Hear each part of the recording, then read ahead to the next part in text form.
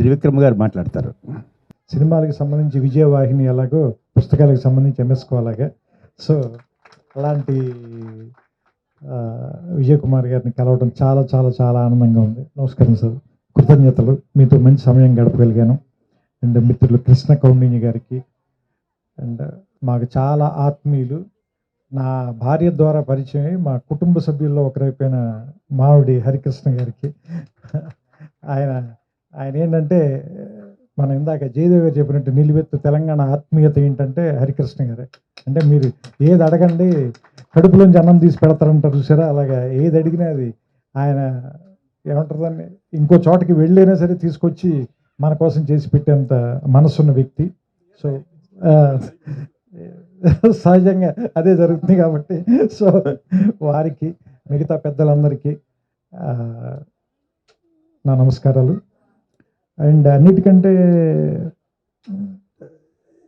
ఇక్కడికి రావడానికి ముఖ్యమైన కారణం జయదేవ్. ఏంటంటే నాకు ఎప్పుడూ నేను అతడు సినిమా తీస్తున్న రోజుల్లో నాకు మద్రాసులో పరిచయం. అప్పుడు ఇండియా టుడేలో పనిచేసేవాడు. సో ఇండియా టుడేలో అతను రాసిన కాలముల చివరిలో ఉన్న అతని పేరు చూసి నాకు ఇతను ఎవరో బాగా రాస్తున్నారు అని చెప్పి అతనంటే ఇష్టం ఉండేది.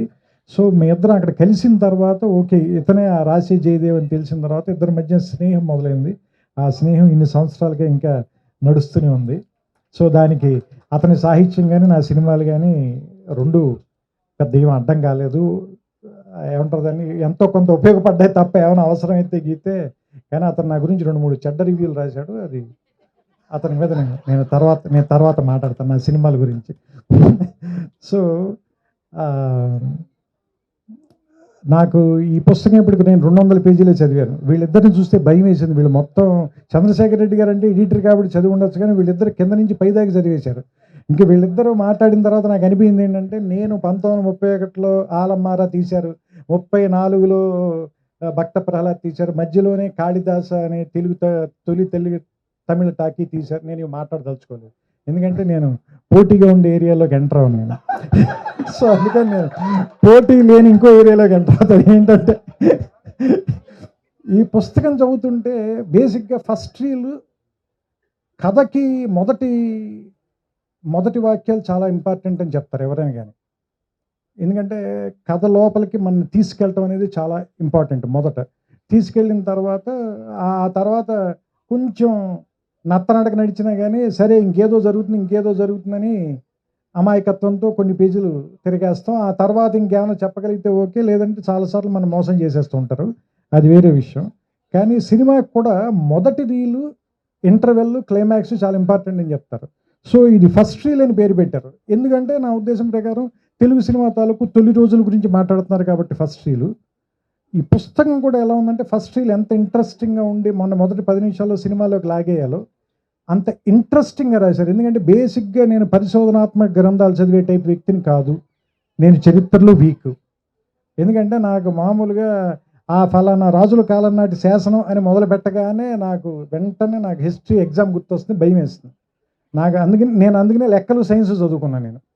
కానీ పరిశోధనాత్మక గ్రంథం 200 పేజీలు ఊరికే జనరల్గా నేను 2 కాఫీల టైంలో చదివేశాను అంటే హెడ్స్ ఆఫ్ టు జయదేవ్. ఎందుకంటే దాంట్లో నాకు అది చదువుతుంటే అప్పటి మూకీలు వేసిన గుడారాలు, కింద మట్టిలో కూర్చుని నేల థియేటర్లో సినిమా చూడటం, దగ్గర నుంచి చూడటానికి ఎక్కువ డబ్బులు కట్టడం, ఆ పక్కనే అమ్ముతున్న తంపడి వేరుశనక్కాయల తాలూకు వాసన, సోడాలు ఫ్రీ అంటే కనుక ఆ సోడా కొడుతున్న గోళీల తాలూకు సౌండ్, వీటన్నిటిని మాత్రం ఈ పుస్తకంలోకి పట్టుకొచ్చేసాడు.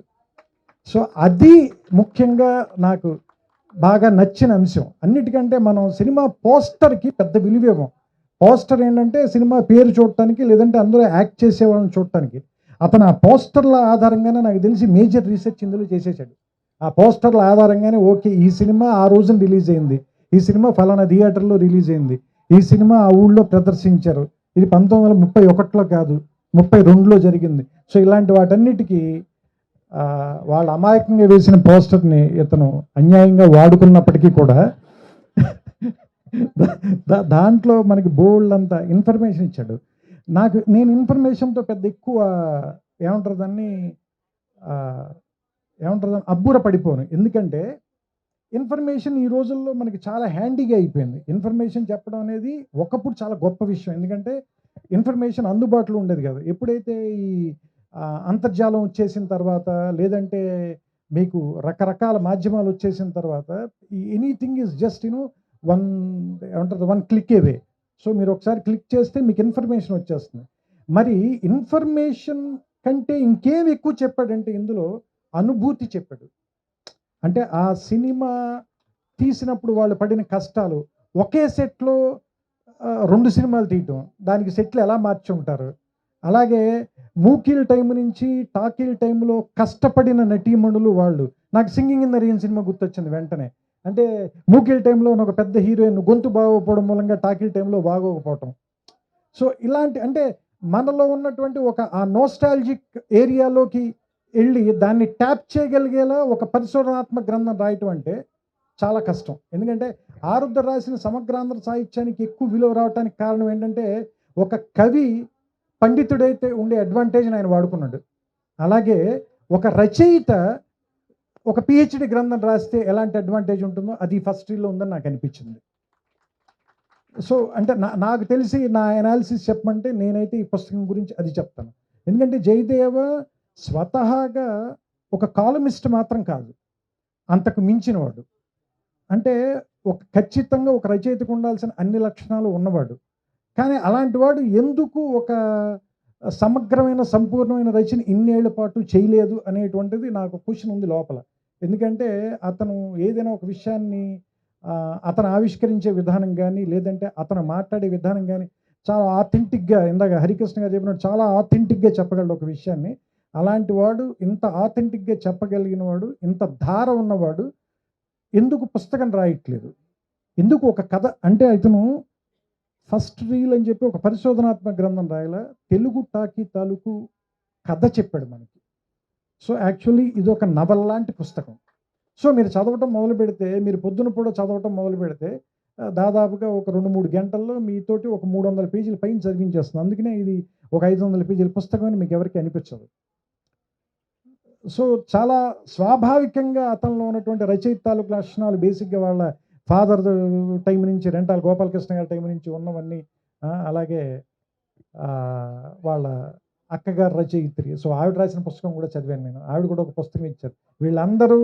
వీళ్ళందరూ రాశారు, కానీ ఇతను ఎందుకు రాయట్లేదు అనేటువంటి క్వశ్చన్ నేను అడగలేదు. ఎందుకంటే నేను ఎప్పుడు ఎవరిని ఎందుకు రాయట్లేదు అని అడగను. ఎందుకంటే నన్ను కూడా వాళ్ళు ఎదురు అడుగుతారండి. నువ్వు మరి 2 ఏళ్ళకి 3 ఏళ్ళకి సినిమా రాస్తున్నావు అని అడుగుతారేమోనని నేను ఎవరిని ఏం అడగను. సో అందుకని ఒక రచయితకు ఉండే బద్ధకం ఇంకొక రచయితని గుర్తుపట్టగలడు. కాబట్టి నాకు అతనుకున్న బద్ధకం నాకు తెలుసు. సో అయితే బద్ధకం కంటే కూడా ఏంటంటే భయం. మనం చెప్పే విషయం ఖచ్చితంగా బాగా చెప్పి తీరాలి, అందులో తప్పులు ఉండకూడదు అనేటువంటి భయం ఎక్కువ. తరచి చూసుకునే చాదస్తం మేబీ అది పరిశోధన చేసే ప్రతి వాళ్ళకి ఉంటుంది అనుకుంటాను. రచయితకు కొంత అజ్ఞానం అవసరం జయదేవ. అందుకని కొంత అజ్ఞానంతో ఎక్కువ పుస్తకాలను రాయాలని మనస్ఫూర్తిగా కోరుకుంటున్నాను. ఎందుకంటే అజ్ఞానంతో ఉన్నవాళ్ళే ధైర్యంగా ఏదైనా చెప్పగలరు. ఇప్పుడు చూడు, నేను ఎంత ధైర్యంగా మాట్లాడుతున్నా. పుస్తకం 200 పేజీలు చదివి 600 పేజీలు చదివిన వాళ్ళ మాట్లాడుతున్నాను చూసా. ఎక్కడ పుస్తకం లోతుల్లోకి వెళ్లకుండా, అది తెలివితేటలండి, అట్లా ఉండాలి.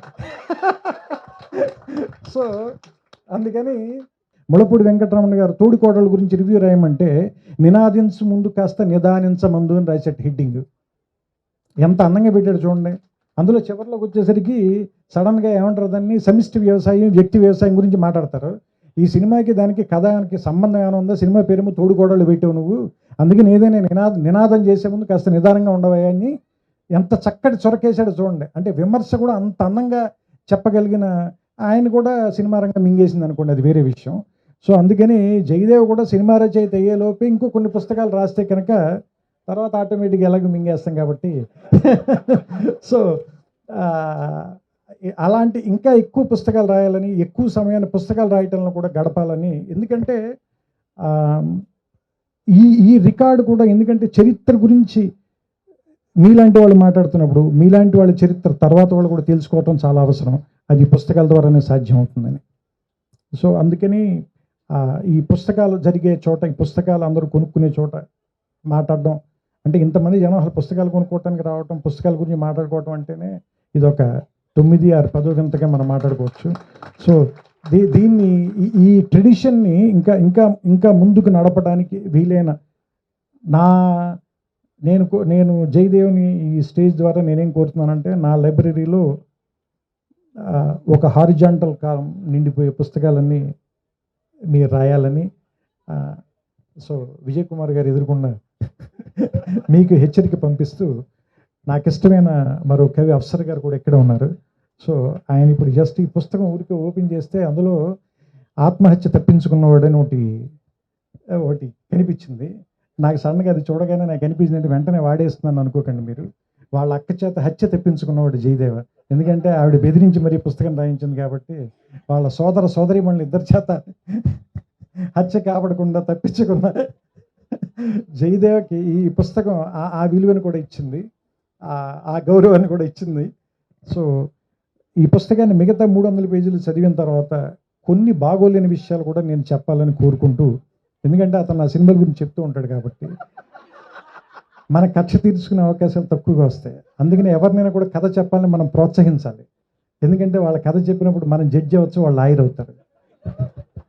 ఎందుకంటే ఇప్పుడు సినిమా తీసేటప్పుడు నేను లాయర్ని, మీరు అందరూ జడ్జీలు కదా.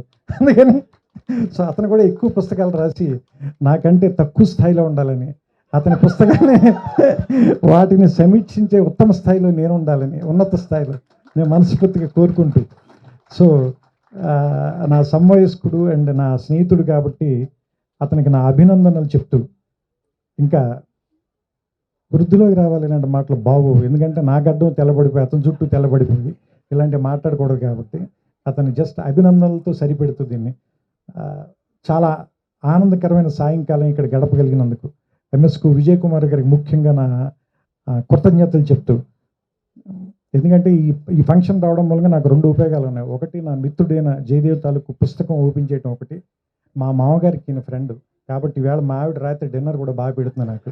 సో అందుకని అన్ని రకాలుగాను కూడా ఈవేళ నాకు వర్కౌట్ అయినటువంటి సాయంత్రంగా దీన్ని భావిస్తూ, ఇంతసేపు ఓపికగా మీరందరూ కూర్చున్నందుకు మీ అందరికీ కూడా నా శుభాకాంక్షలు.